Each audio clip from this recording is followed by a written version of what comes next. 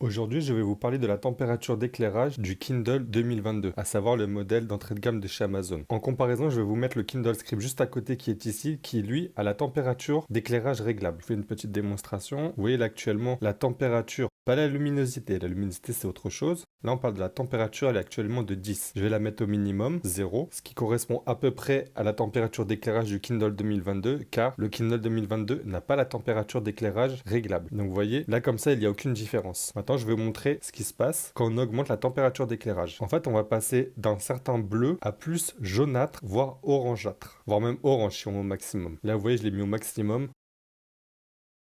C'est vraiment très très orange. Là, on voit quand même la différence. C'est assez orange sur le Kindle. Alors, je vais faire la mise au point avec l'iPhone. Voilà. On voit quand même la différence entre les deux. Mais je ne suis jamais à 24. Déjà, c'est automatique. Et en plus, si je le mets en mode forcé, je suis en général autour de 14-15.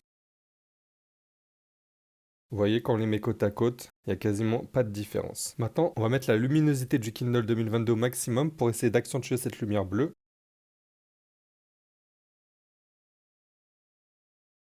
Alors en fait, le ressenti, il est vraiment un blanc, mais un blanc extrêmement puissant. Alors que le Kindle Scribe à côté, avec la température réglable, on a plus l'impression que c'est la couleur du papier. Donc là, j'ai éteint la lumière pour vous montrer la différence. Et là, on voit très clairement que quand il y a la température réglable, ça tire sur l'orange jaune. Alors que sur le Kindle 2022, il n'y a rien à faire. C'est une sorte de bleu. Ça ressort blanc, mais ça tire vraiment sur le blanc en fait. Donc là, vous voyez, quand vous lisez la lumière du jour, franchement, il n'y a quasiment pas de différence entre les deux. C'est-à-dire que si je vous mets celui-là, je mets le Kindle 2022, vous n'avez pas à avoir l'impression que ça tire sur le blanc ou sur le bleu. Pour vous, c'est un éclairage normal. Après, quand vous passez sur la Kindle Scribe à côté, qui elle a la température réglable, c'est sûr qu'on voit une légère différence. Mais franchement, ça fait pas mal aux yeux. C'est tout autant agréable sur les deux en fait. La vraie différence, elle va vraiment se jouer dans le noir complet. Pour cela, je vais me mettre dans une pièce où il fait noir complet. Donc nous revoilà dans le noir complet. Et là, on voit vraiment la différence entre les deux. Sur la Kindle Scribe, la température est réglable. C'est un blanc agréable à l'œil. Alors que sur la Kindle Scribe 2022, là, on voit vraiment que ça tire sur le bleu. Là, c'est vraiment extrêmement flagrant. Je vais essayer de l'incliner pour montrer la puissance d'éclairage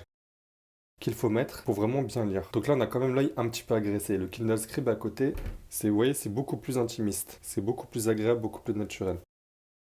Après, sur la Kindle 2022, vous pouvez très bien baisser la luminosité.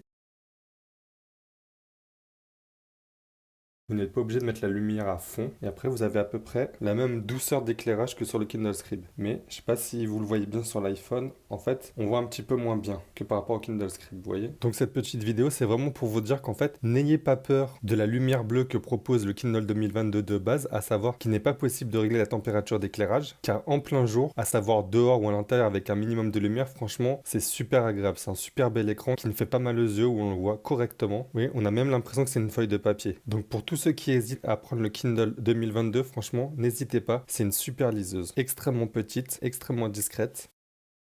Moi, en fait, je l'ai acheté en complément pour pouvoir la sortir au travail ou en déplacement. Je la mets dans ma poche et j'en suis extrêmement satisfait. Pour plus d'astuces, parcourez cette chaîne.